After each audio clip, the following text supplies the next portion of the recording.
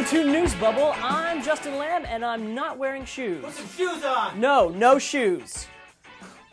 First up, in response to the abrupt return of a Russian boy by his adopted American mother, Russia has suspended all adoptions to the United States. Oh, man.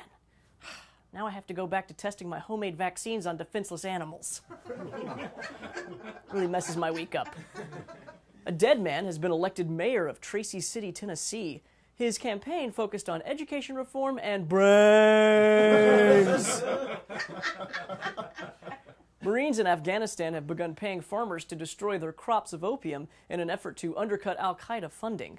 All of the remaining crops will be processed by private contractors. Steelers quarterback Ben Roethlisberger is waiting to hear if he will be suspended by the league after a second accusation of sexual assault.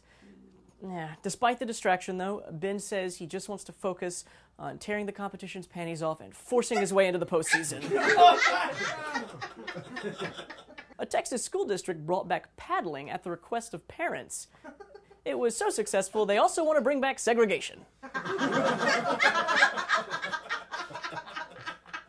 This past week, the Pope asked for clergy guilty of sexual abuse to do penance.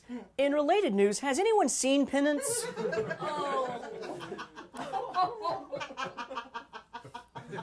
Love that picture.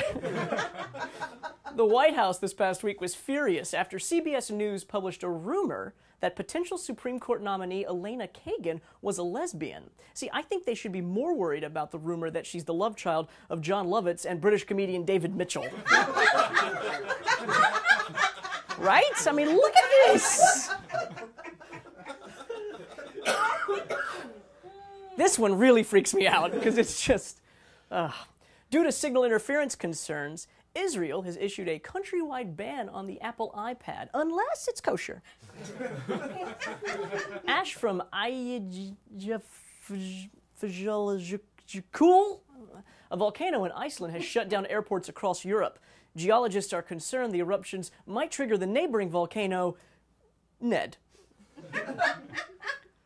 And in this week's Literary Roundup. Getting very classy here at News Bubble.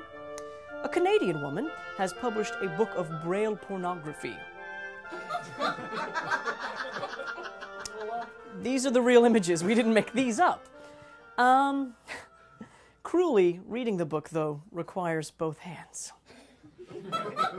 And finally, popular Christian music star Jennifer Knapp came out of the closet this past week. Leaders in the evangelical music industry said, the Christian thing to do would have been to keep your fucking mouth shut. Stay updated throughout the week at twitter.com/newsbubble, and that's all the headlines. Seriously.